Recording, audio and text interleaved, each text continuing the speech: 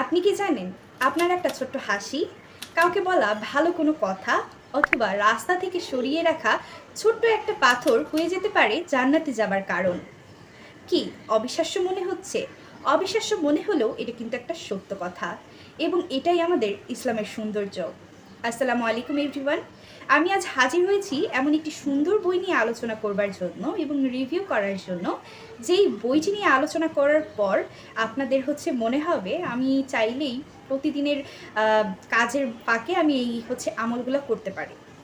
আজ আমি যে বইটি নিয়ে কথা বলবো সেই বইটির নাম হচ্ছে ছোট আমল বড় সোয়াব। এই বইটি এটি হসন্ত প্রকাশনী থেকে এসেছে।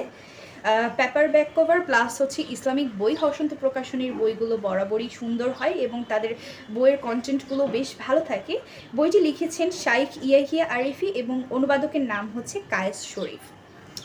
বইটি মাত্র 64 পৃষ্ঠার এবং এটার ভিতরে আমরা যে কন্টেন্টগুলো পাবো, নামাজ, রোজা, হজ, ওমরা এবং জিহাদের সমপরিমাণ সোয়াবের আমলসমূহ, যেগুলো আমরা চাইলেই করতে পারি না। অনেকের দেখা যায় যে অর্থ সংকট কিংবা অর্থের কারণে হজ করতে পারে না। আমরা কোন আমলগুলো করলে এই হজের সমপরিমাণ সোয়াব পাবো, সেই আমলগুলো এখানে রয়েছে। নামাজ, রোজা, তারপরে জাকাত, এইসব যে আমলগুলো রয়েছে সেই আমলগুলোর বিপরীতে যে আমলগুলো, ছোট ছোট আমলগুলো আমরা চাইলেই দৈনন্দিন জীবনে অ্যাড করে ফেলতে পারি, এমন কিছু আমল এখানে সুন্দর করে তুলে ধরা হয়েছে। এই মূলত এই বইটার ভেতরে থাকা কন্টেন্ট। এবং আমি যদি বইটা নিয়ে কথা বলি, মাত্র 64 পৃষ্ঠার একটি বই এবং এটির গায়ের মূল্য মাত্র 100 টাকা। এটা খুব সম্ভবত সরাসরি যদি তাদের প্রকাশনের পেজ থেকে নিতে চান সেখানে, কিংবা দেখা গেছে অনেকগুলো বুক শপ থেকে এই বইগুলো অফারে ছাড়ে, যেখানে দেখা যায় যে চাইলে 70 কিংবা 80 টাকার মধ্যে এই বইটা আপনি পারচেস করতে পারেন। আমাদের সৃষ্টিকর্তার কাছাকাছি যাওয়ার জন্য কিংবা তার প্রিয় বান্দা হওয়ার জন্য শুধুমাত্র একটা পথ ইবাদত করা, কিন্তু অনেকের ক্ষেত্রে সেটা সম্ভব হয় না। তাদের জন্য আমি বলতে চাই যে এই বইটা একবার পড়ে দেখতে পারেন। এবং এই বইটা পড়ার পর আমার অনেস্ট রিঅ্যাকশন যেটা ছিল সেটা যে এখানে যে আমলগুলোর কথা বলা হয়েছে, আমি চাইলেই আমার দৈনন্দিন জীবনে খুব সুন্দর করে সেই আমলগুলোকে অ্যাড করে ফেলতে পারি।